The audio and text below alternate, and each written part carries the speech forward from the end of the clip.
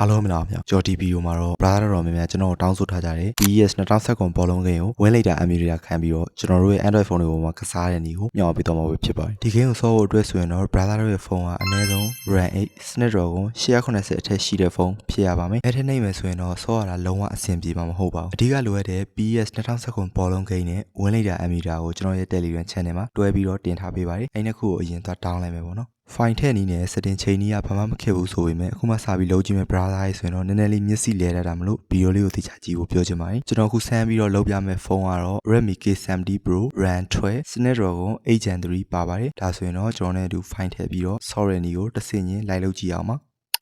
ပထမဆုံးပေါ့နော်ကျွန်တော် Telegram မှာပေးထားတဲ့ဒီ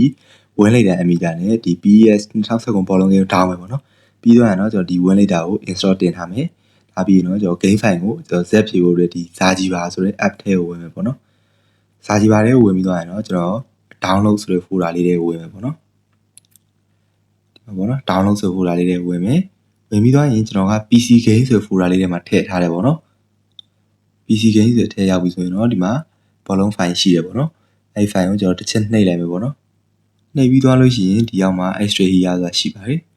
extra here နဲ့ကျွန်တော် zip ဖြည့်မယ်ပေါ့နော်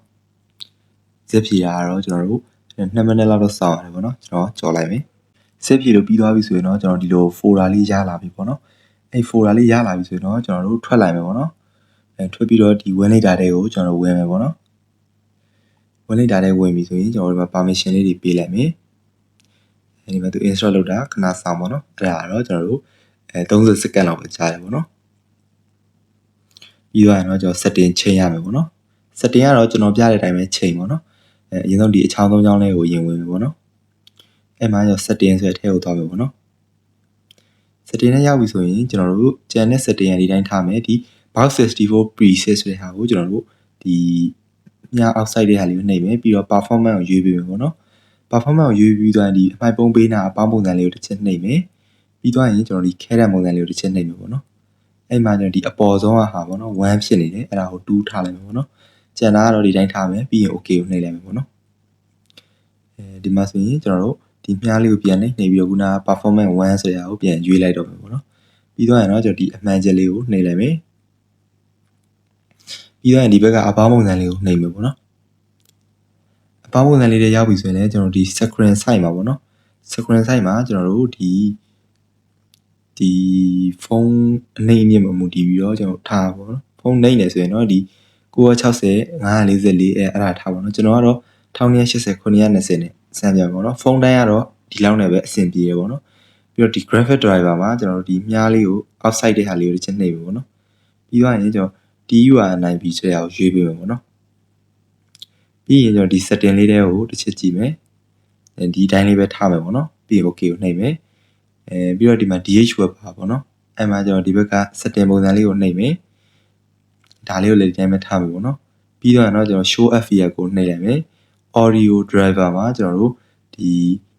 fuse audio ဆိုရထားမယ်ပေါ့နော်ကျန်တာတွေကတော့ဒီတိုင်းပဲထားမယ်ပြီးတော့ရင်ကျွန်တော်ဒီ advanced ကိုသွားမယ်ပေါ့နော် advanced မှာ box 64 preset မှာ performance 1မပြောင်းအောင်ပြောင်းထားပါတော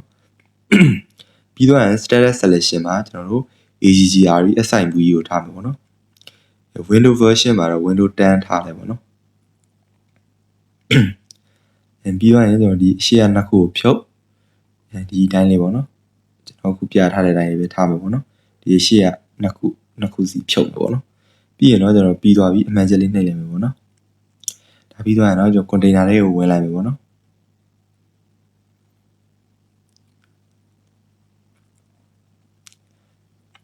container လေးရောက်ပြီဆိုရင်တော့ကျွန်တော်ဒီမှာ D ဆိုတဲ့ folder လေးတွေဝင်ပေါ့နော်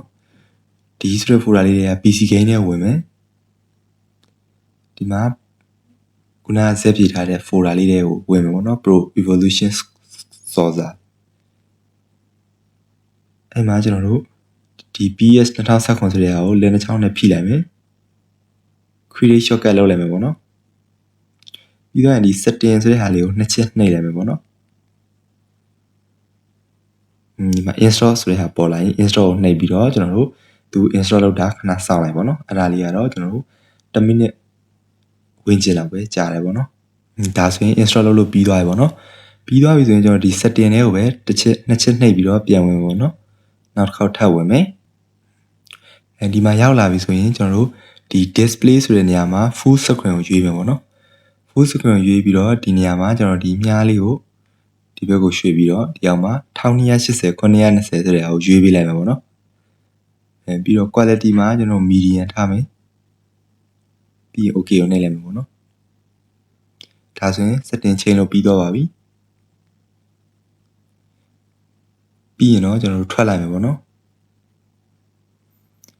ပြီးရင်ဒီဘက်ကအချောင်း၃ချောင်းလေးကိုသွားမယ် shortcut ထဲကိုသွားမယ်ပေါ့နော်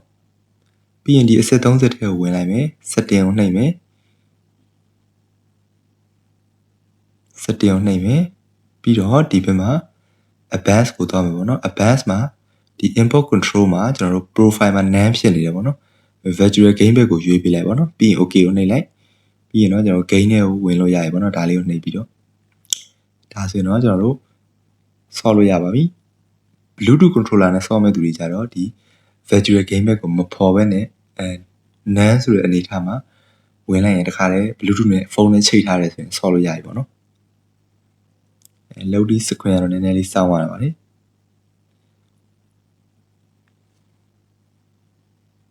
Okay ဒါဆိုရင်တော့ကျွန်တော်တို့ဆော့လို့ရတော့ပါပြီFPL ကတော့60 win နဲ့ဆော့လို့ရပါတယ်ကျွန်တော်အဲ့ထက်မကြောက်ဘူးပေါ့နော်ဒီမှာ toggle full screen ကိုနှိပ်လိုက်ပါတော့toggle full screen ကိုနှိပ်လိုက်လို့ရှိရင်ကျွန်တော်တို့ဒီလို full screen အပြည့်နဲ့ဆော့လို့ရပါတယ် Okay လုံနည်းလေးကတော့ဒီလောက်ပါပဲအားလုံးပဲနားလည်ကြမယ်လို့မျှော်လင့်ပါတယ်နားမလည်တာပဲဖြစ်ဖြစ်မရှင်းတာပဲဖြစ်ဖြစ်ရှိခဲ့ရင်ကျွန်တော်ရဲ့ Telegram မှာလာရောက်မေးမြန်းလို့ရပါတယ်ဗီဒီယိုလေးကိုဆုံးဖြတ်ကြည့်ပေးတဲ့အတွက်ကျေးဇူးတင်ပါတယ်ကျွန်တော်နောက်ဗီဒီယိုလေးမှာပြန်လည်ဆုံးဖြတ်ကြတာပေါ့ဒါကကျွန်တော်လက်နဲ့ကန်တာတဲ့ဆိုင်ရင် controller နဲ့ကန်တာပို့ပြီးတော့မိုက်တယ်ပေါ့နော် Okay ကျွန်တော်နောက်ဗီဒီယိုလေးမှာပြန်လည်ဆုံးဖြတ်ကြတာပေါ့